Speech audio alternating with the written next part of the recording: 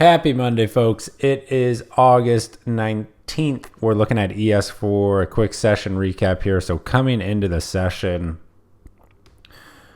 in typical Monday fashion, definitely expecting a much slower session than what we saw today. Now, granted, it was only a 55-point move versus a 90-point ATR with 59% daily average volume. So ATR is still pretty light, though we are seeing that average true range compress quite a bit with the lack of volatility that we have seen in this market. Let's see what the VIX is at. So VIX is back into a 14 handle, quite low compared to what we saw just a couple of weeks ago. So likely you'll see that ATR continue to compress, get somewhere back into that 50-60 range. But as of right now, still at 90.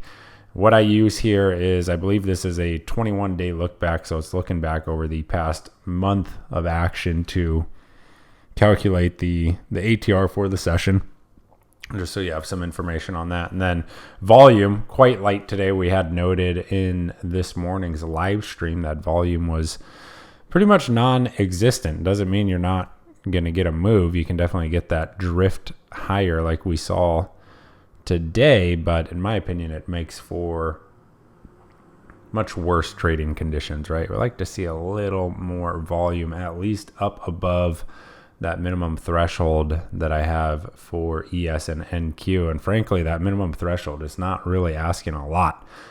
It is just kind of a baseline level of what we like to see. And as a reminder, that minimum threshold for ES is 5K on the 2-minute chart. And I have a line drawn there that you can see. Look how low that volume is.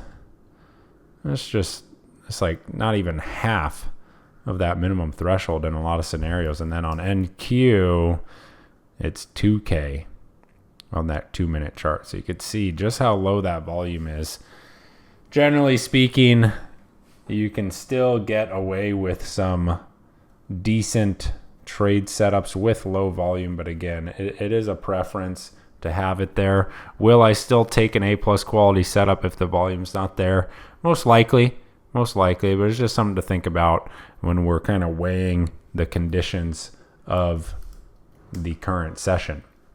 Now, coming into today, and kind of what I talked about Friday with the session recap was I preferred to see another inside day today, another kind of range bound session before price actually triggered the breakout up through that daily pivot, simply because when you see price build out a stronger kind of sideways structure, it can really strengthen that next leg when you have a lot of volume behind it, a lot of volume through price, not volume through time like we were just talking about. So when you have a proper accumulation period, those legs that you see kind of continue to push higher, they can have a lot more strength behind them, and the pullbacks that you get from those pushes are not going to be as severe. Right? When you have kind of this low volume drift higher, the pullbacks that we tend to see when there's no real structural backing can be a lot more aggressive, a lot more violent, right? You tend to see much larger momentum moves when there's not a lot of structural support as price starts to pull back. Speaking of which, we are now 8 consecutive sessions higher. It's getting to be quite extreme. Right, getting to be quite extreme. Today was a good example of why I don't personally lean on metrics like overbought to make my trading decisions. I would never short something because it is overbought. The market can continue to push higher much longer than you think it should, much longer than you think that it can. So ultimately, we always want to be relying on whatever price is showing us for the session rather than our own opinions about what price should be doing. Price is the ultimate arbiter. That's why we always defer back to price. It is more important than volume. Only price pays. Remember, only price is going to put profit into your account. So we focus primarily on price, and everything else is secondary. So when it actually comes to price, what are we talking about? Well, we do see that we have a daily time frame change of character as of today, with price moving up and through that most recent lower high on the daily time frame chart, which is right there, right around 5,600. Now we do have another upside level of interest, another area of resistance just above here at the 5,630. There's that prior area of support from early July that then became resistance kind of mid to late July. So I'll be looking at the reaction there up into 5,630. Ultimately, what we want to see this week is whether or not buyers can continue to defend this area at 5,600. Not a big showing from sellers today at this daily pivot, right? Not a lot of supply in this area. In fact, it was pretty minimal. It's pretty minimal. So buyers still in control, showing that control from the week prior, right? I want to see if that 5,600 is going to continue to hold, if it is retested tomorrow or perhaps during the following day. But ultimately, we just have pretty much a pure vertical market. The main reference point that I'm going to be working with is this 5,600 area. Now, if this zone can continue to hold as support now, assuming it does get retested, if you're looking at 5,630, then it's not a far stretch from the all-time high, right? We do have the 5,650, which is that, that kind of mid-July week volume point of control there. And then from there, you're pretty much just looking at 5,700. The pathway for all-time highs is definitely there. Now, whether or not it happens this week is yet to be seen. I do suspect that the next red day is going to be right around the corner. I mean, this 8-9 consecutive sessions higher is quite extreme, right? It's getting to be a little bit of an anomaly. You can find some other instances here where there's still plenty of green days, but I mean, as always, that red day eventually rolls around. So if you look at kind of historical analogs, once you start to see that 6, 7, 8 session stretch of green, you want to be cautious. And I just say that again, not to have everyone piling into shorts, but just be cautious with those additional upside trades. That was kind of my entire thing today. Just wanted to make sure I could secure a good entry, not wanting to get involved too close to the highs just in case there was a lot of supply up into that 5,600 area on ES, right? So awareness is key, making sure you have knowledge of your bearings, right? Where are we as far as the terrain is concerned? Where are we as far as the map is concerned? We draw that from kind of the higher time frame analysis. It is absolutely essential.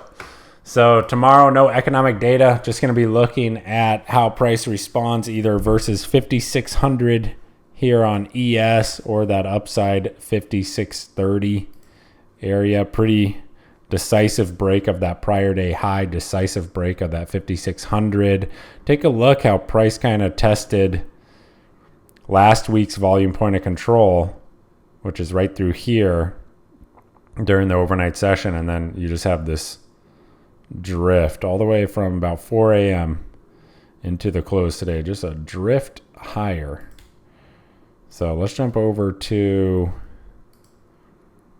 NQ. Let me clear these dots off of my chart. So NQ pretty similar, right? Price was coming into that daily pivot, daily time frame pivot.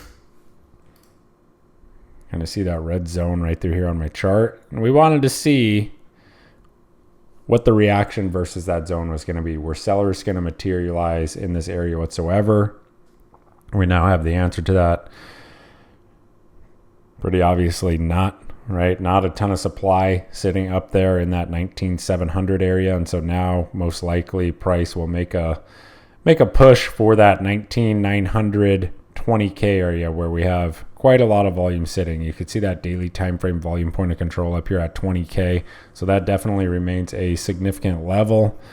And price just continues to push the highs here into the close. So what I'd like to see tomorrow, especially as this move gets more and more extreme, is depth of pullback, right? Like to make sure that I'm really getting involved in an area that has really good trade location, that I'm not going to be pissed off when I do my trade review that I took, a pullback that was too shallow or anything like that, just trying to chase higher prices. So the focus at this point remains making sure we are involved with really, really strong trade location.